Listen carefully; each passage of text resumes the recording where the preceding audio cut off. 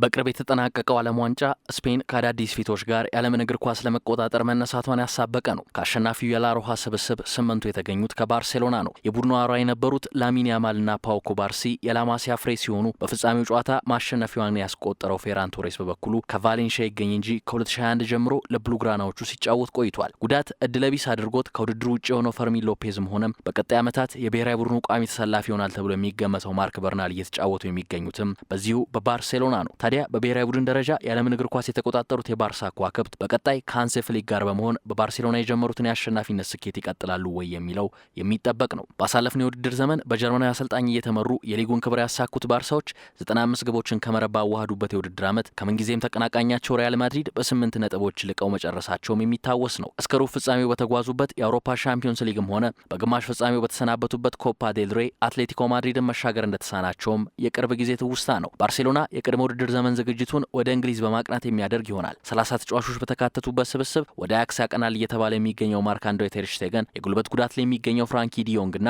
አዲሱ ፈራሚ ካሪም አዲየሚ ተካተውበታል። ብሉግራናዎቹ በዝውውር መስኮቱ የአንቶኒ ጎርደንና ካሪም አዲየሚን ዝውውር ሲያጠናቅቁ የካንሴሎን ዝውውር ቋሚ ለማድረግ በመስራት ላይ ይገኛሉ። ኤስፔን ባወጣው አዲስ መረጃ መሰረት ደግሞ የፊት መስመራቸውን የበለጠ ለማጠናከር ጁኒየር ክሩፒን ለማስፈረም ፍላጎት እንዳላቸው ተጠቁሟል። የአንሱ ፋቲ ወደ ሞናኮ ማቅናት የሮበርት ሌቫንዶቭስኪ ቺካጎ ፋየርስን መቀላቀልና የማርከስ ራሽፎርድ ወደ ማንቸስተር መመለስ የትኩረት ማዕከላቸው የአጥቂ ክፍላቸው ማጠናከር ላይ እንዲሆን አድርጎታል። ከፈጸሟቸው ዝውውሮች መካከል የካሪም አዲየሚ ዝውውር በአነጋጋሪነቱ እየተነሳ ይገኛል። ጀርመናዊው ተጫዋች ከሬድቡል ሳልዝበርግ ቦሩሺያ ዶርትሙንድን ከተቀላቀለበት ጊዜ አንስቶ በግሉ ጥሩ ሊባሉ የሚችሉ 4 የውድድር ዘመናትን ማሳለፍ ችሏል። የ24 ዓመቱ ተጫዋች በመልሶ ማጥቃት ወቅት አደገኛ የሚባል ፈጣን ተጫዋች ቢሆንም በ98 የቡንደስሊጋ ጨዋታዎች ያስቆጠራቸው 23 ግቦች ባርሴሎናን ለሚያክል ትልቅ ክለብ የሚያሳጭ እንዳልሆነ መናገር ይቻላል። ታዲያ ባርሳ አዲየሚን እንዴት አስፈረመ ካልን ተከታዮቹ ነጥቦች ውሃ ያነሳሉ። የመጀመሪያው የዋጋው ርካሽ መሆን ነው። ባርሳ ለተጫዋቹ ዝውውር የከፈለው 22 ሚሊዮን ዩሮ ሲሆን እስከ 30 ሚሊዮን ዩሮ ሊደርስ የሚችልበት አማራጭም በውል ውስጥ መካተቱ ተዘግቧል። ለዋጋው መራከስ ዋነኛው ምክንያት በዶርትሙንድ ያለው ቀሪ 1 ዓመት ውል መሆኑ ሲሆን ክለቡን ለመልቀቅ ያለው ፍላጎትም የጀርመኑ ክለብ በነጻ ከማጣው አሁኑ ልሽጠው ወደሚል ውሳኔ አስገብቶታል። የተጫዋቹ ወኪል ሆርጌ ሜንዴስ ከባርሴሎናው ፕሬዚዳንት ዋላ ፖርታ ጋር መልካም ግንኙነት እንዳለው ሲዘገብ በክለቡ ያሉት ላሚን ያማል፣ ማርክ ካሳዶና አሌሃንድሮ ባልዴን የመሳሰሉ ተጫዋቾችም በእርሱ እየተወከሉ ይገኛሉ። ይህም ለዝውውሩ መፋጠን ትልቅ ሚና ተጫውቷል። ሌላኛው ምክንያት ከሃንሲ ፍሊክ ጋር ያለው ተግባቦት ነው።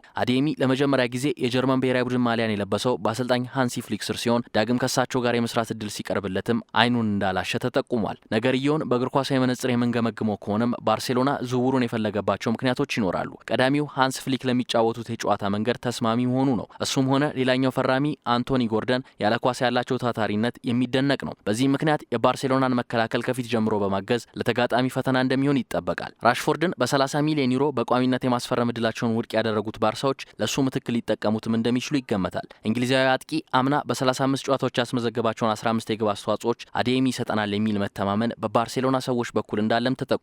መተካካቱ እንደታሰበው የሚሰራ ከሆነ ባርሳ ከራሽፎርድ በ4 ዓመታት የሚያንስ ወጣት ተጫዋች ከማግኘቱን በዘለለ ትልቅ የሚባል የደሞዝ ጫናን እንደሚያቃልልም ይጠበቃል። ሪያል ማድሪድ በክረምቱ እያደረገ የሚገኘውን ስር ነቀል ለውጥ ተከትሎ በቀጣዮቹ ዓመታት በላሊጋው የሚኖረው ፍክክር ቀላል ይሆናል ተብሎ አይታሰብም።